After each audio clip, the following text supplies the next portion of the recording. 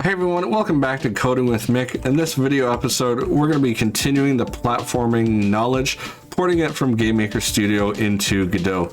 In this particular video, what better way to do something with a platform by using a moving platform. I also want to give a huge shout out to Gold.askquestions Ask Questions on Reddit. They had a huge write-up on the previous tutorial. I really thank them. It was really helpful. I've updated the code and you can find everything in the description below. If you like the channel and like what you see, please don't hesitate to leave a like. So let's actually switch over to the editor and start building out these platforms. So I've changed my room up a little bit so we have some spaces to add in these platforms. What we're going to do is create a new scene and we're going to start building out that platform itself. We're going to start off with a node 2D, which is a 2D scene.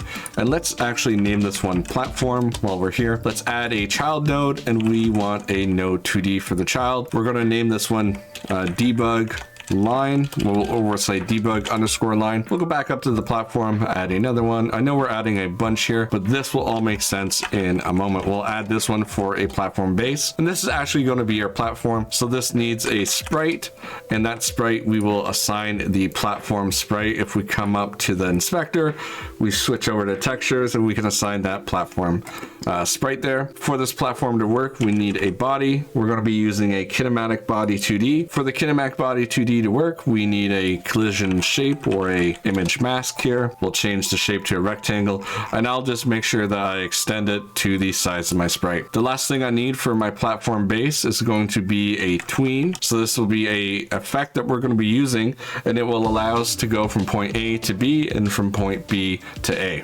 So I'm going to go ahead and save this as my platform. I'm going to save it inside my objects directory, just like we kind of would for GameMaker Studio. I'm going to go to the platform itself and click on create script, and then I'm going to open up my folders and go into my scripts, and I'm just going to save it in my scripts folder. So there's a few things I want to expose to the inspector, and that's just going to make it easier for the level designer or even me going through everything.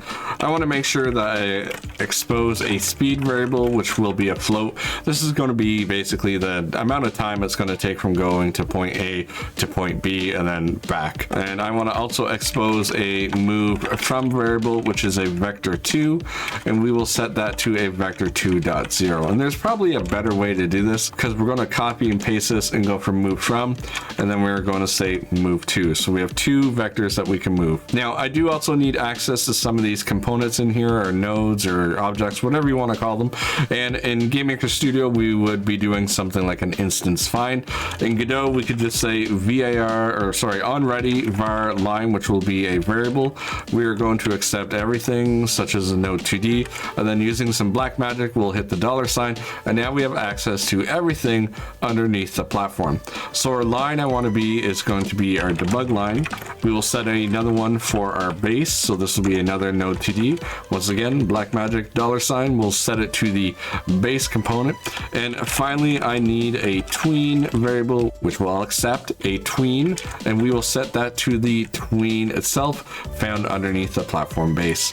Now the last thing I need is a variable that isn't going to be used in the inspector, and it's going to be which direction are we going. So I will just set the forward direction to false. Now this is going to work inside the IDE as well as the game. It's just going to act a little bit differently. So what we can do is we need to check to see whether or not we are inside the IDE or the level editor, and we basically only want it to move when we are not in the level editor. So we could say if we are not in the level editor, which is engine.isEditorHint. So if we are not in the IDE, then we want to call a function that we're just going to write, say set tween, move from, and move to. Now this is a custom function, so we'll come down here and we will write it, and this is going to accept a from and a to variable. So what's going to happen is we're going to set the tween and we're going to actually start moving it. So that means we need to access that tween component. Luckily we stored it in a variable, and what we want to do is just say interpolate a property. And this is going to take a few different things. It's going to ask us, what object do we want to play around with? Well, we want to play around with our base object, which is our platform base. And then the property that we want to play around with is going to be the position. I'm going to respell that correctly. And then we need a couple of different variables. The next one that we need is where we move from, and then where we are moving to, and then what speed we are going to move at. Or I guess this could be the duration. Let's actually call this duration. We'll copy and paste it up there. It just seems to fit better. And then we need to know the transition type. So for us, the transition type we will use as linear, which is just a straight line from A to B. And then the ease type we'll just use ease in and out. Nothing super special here. Now the next thing we need to do in this function is going to be saying tween.start to actually start the tweening from point A to point B or wherever we're moving from. So now if we are not in the level editor, we will set the tween and we will start moving. Now the one thing I did say is I actually wanted to draw the debug line in the editor so we can easily create the level. So there's probably a better way to do this, but I'm going to switch up my step event or the process event here. And I'm going to say if we are inside the level editor or the IDE, so I'll say engine is editor hint. So this equals true.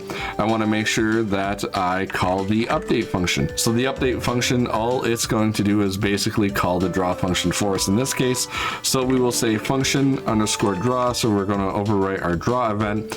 We need to do a few checks here. We need to make sure that once again, we are inside the editor or the IDE. So if that equals true and our line variable does have something in it, as sometimes the line variable could be nil or null.